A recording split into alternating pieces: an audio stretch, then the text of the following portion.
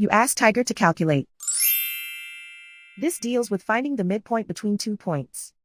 The midpoint between the 2 points is -7, 0. Let's solve it step by step.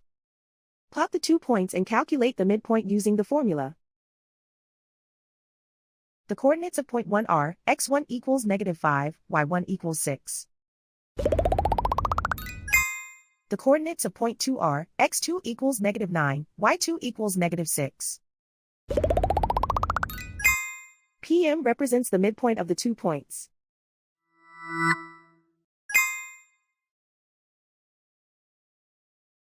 Use the x values in the midpoint formula to find the midpoints x. x1 equals -5. x2 equals -9. Simplify the arithmetic.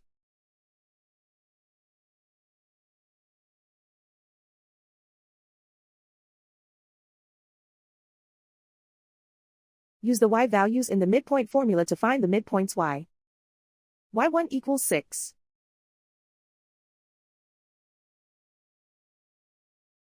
y2 equals -6. Simplify the arithmetic.